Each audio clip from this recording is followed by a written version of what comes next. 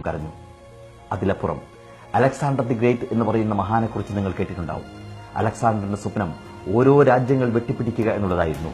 ഒരു രാജ്യം, അത് കഴിഞ്ഞാൽ അടുത്ത രാജ്യം. രാജ്യങ്ങൾ വെട്ടിപ്പിടിച്ച് മുന്നേറി അലക്സാണ്ടർ ചക്രവർത്തി.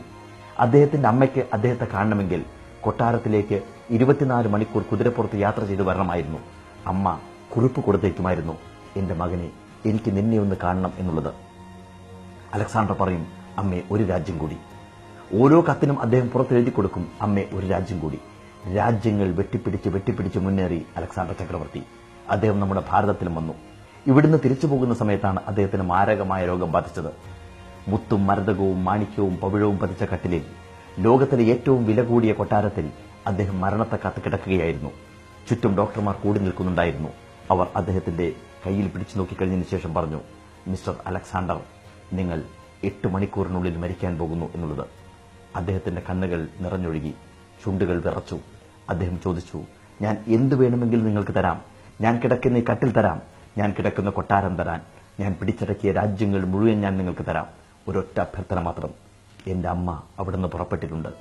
എന്റെ അമ്മയെ ഒരു നോക്ക് എനിക്ക് കാണണം.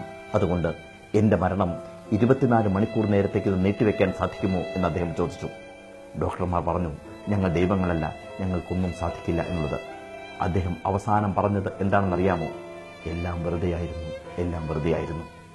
അദ്ദേഹത്തിന്റെ അംഗരക്ഷകരെ വിളിച്ചു കഴിഞ്ഞതിന് ശേഷം അദ്ദേഹം പറഞ്ഞു, എന്റെ ശവമഞ്ചൽ കൊണ്ടുപോകുന്ന സമയത്ത് 2 കൈകളും പുറത്തേക്ക് തൂങ്ങിക്കിടക്കട്ടെ എന്ന്. അവർ ചോദിച്ചു, അതിന്റെ സാങ്കത്യം എന്താണ്? അലക്സാണ്ടർ പറഞ്ഞു, അതിന് സാങ്കത്യമുണ്ട്. ഈ ലോകം മുഴുവൻ പിടിച്ചടക്കാൻ വേണ്ടി ശ്രമിച്ച അലക്സാണ്ടർ ചക്രവർത്തി പോലും മരിച്ചു പോകുന്നത് ഒഴിഞ്ഞ കൈകളോടുകൂടിയാണെന്നുള്ളത് ഇനിയുള്ള തലമുറയെങ്കിലും കണ്ടു പഠിക്കട്ടെ എന്നുള്ളത്.